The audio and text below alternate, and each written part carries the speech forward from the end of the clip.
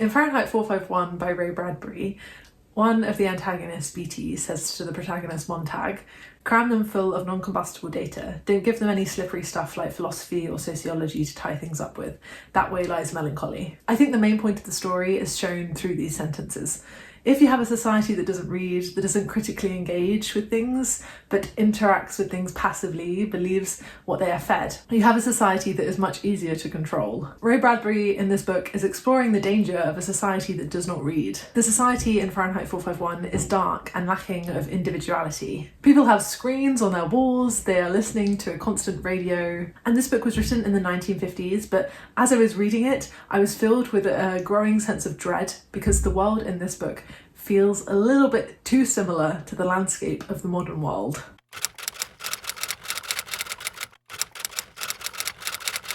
In early 2025, findings showed that 40% of people in the UK had not read a book in the past year, which is a very sad fact. But in a way, this is understandable.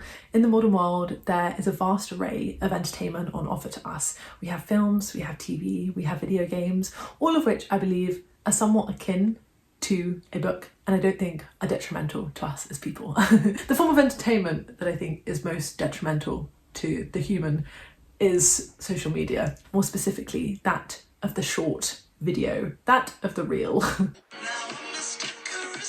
Now, it might be somewhat ironic that I speak of the reel being detrimental to society and to the individual, since I am on YouTube making a video and I do make reels myself, but I always try to make my content not just entertaining but educational. I want people to be able to critically engage with things that I'm making. So to be specific, I think what is a detrimental form of entertainment is the kind of short videos that aren't really contributing anything to a person, but they numb your mind. You can scroll through these videos and as a consequence, your life is easier because you're not critically engaging with anything and you feel more numb to the world. And I understand this act. I have been known to do this myself because it does act as a bit of a solvent for the mind. When I'm scrolling, I'm not worried as much about all the difficulties that come with living. But in the long term, I think I'm more prone to negative emotions as a consequence of just scrolling mindlessly. And I think that's because when you're just scrolling mindlessly, you don't really leave yourself enough space for thought. You may watch a very interesting reel, but it's hard to give yourself the space to think a lot about it because with a quick scroll, you're on to the next thing. As BT says in the book, don't give them any slippery stuff like philosophy or sociology to tie things up with. That way lies melancholy. And this is a really interesting line because, yes, if you engage more with things on a critical level, it can invite negative emotions sometimes, because if you're more aware of the world and the bad things that happen, then you are going to be more sad. Ignorance is bliss, as they say. And although books invite melancholy, they also invite a lot of beautiful things as well. Empathy and originality and human connection. Keeping yourself numb to the world through easy entertainment can be a good short-term solution to combat melancholy. But I think in the long term, you end up feeling more numb and more indistinct. And that on an individual level is not that impactful to the world as a whole, but that on the scale of a society can really change the whole way the world works. Therefore, I think a book like this is a call to action. It's about the importance of reading and why people should read more. Montag, the protagonist in the book, is a fireman. He burns books for a living, and he goes on a journey throughout the narrative where he goes from a fireman who burns books to being someone who is interested in literature and doesn't want to burn books anymore. And while he is a fireman and he's burning these books, Ray Bradbury alludes to his declining mental state in very interesting ways. He writes 1, 2, 3, 4, 5, 6, 7 days as if the days are passing casually because Montag is not engaging purposefully with anything. He writes, and Montag remembered thinking then that if she died, he was certain he wouldn't cry. For it would be the dying of an unknown, a street face, a newspaper image, and it was suddenly so very wrong that he had begun to cry, not at death, but at the thought of not crying at death.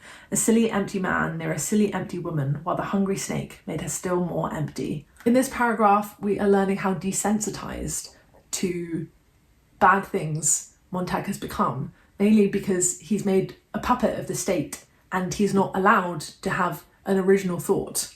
Ray Bradbury also adds in little bits of creative imagery, like the path of kerosene lay like the track of some evil snail. These little bits of creative imagery remind us about the beauty of language and therefore the beauty of literature. I found myself craving those little moments of imagination and creativity because the book in itself has quite a dark atmosphere, and I wanted those moments of light to make me feel better.